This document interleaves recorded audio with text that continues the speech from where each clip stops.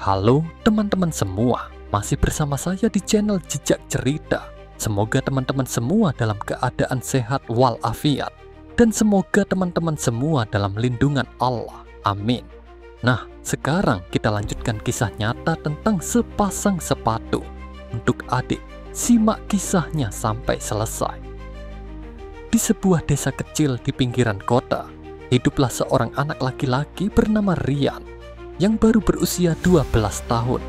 Ia tinggal bersama adiknya, Siti, yang berusia 7 tahun, dan ibunya, Bu Sari. Setelah ayah mereka meninggal akibat kecelakaan setahun lalu, kehidupan keluarga kecil ini berubah drastis.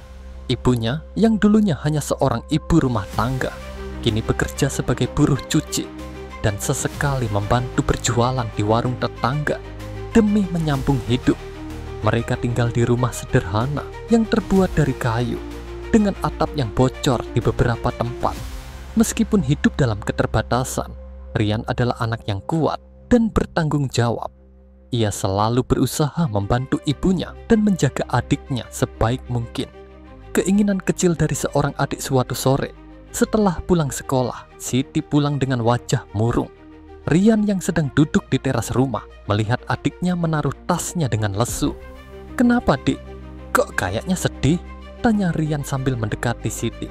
Siti menunduk, lalu berkata dengan suara pelan, "Di sekolah, teman-temanku punya sepatu baru, Kak. Warna-warni, bagus sekali. Aku ingin punya juga.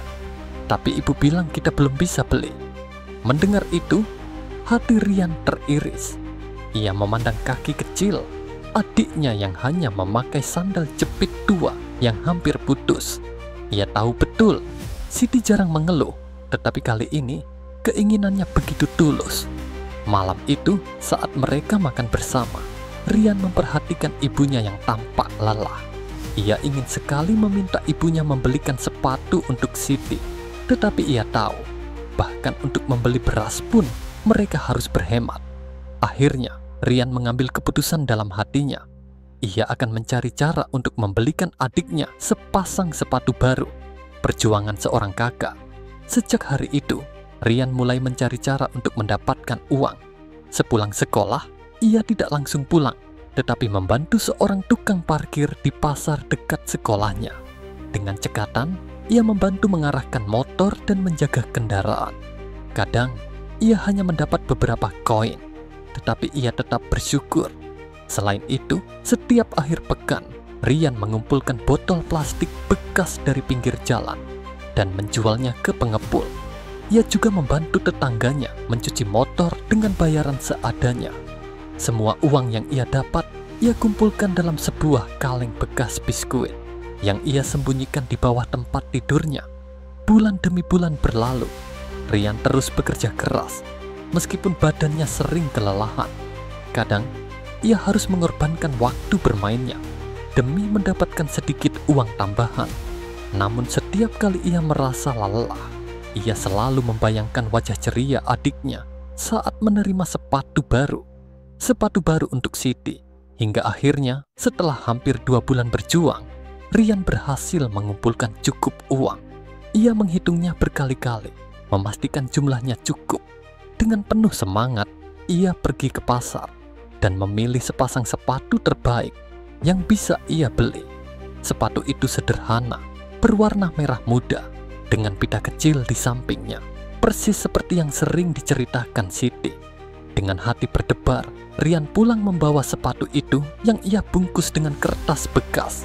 Setibanya di rumah, ia langsung mencari Siti.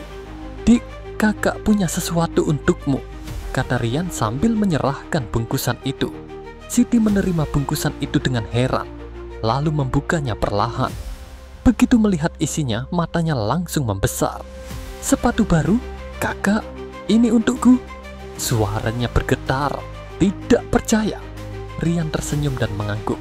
"Iya, Dik, sekarang kamu bisa pergi ke sekolah dengan sepatu baru." Siti langsung memeluk Rian erat-erat. Air mata kebahagiaan mengalir di pipinya. "Terima kasih, Kak. Aku sayang kakak." Bu Sari, yang melihat kejadian itu, hanya bisa menahan tangis.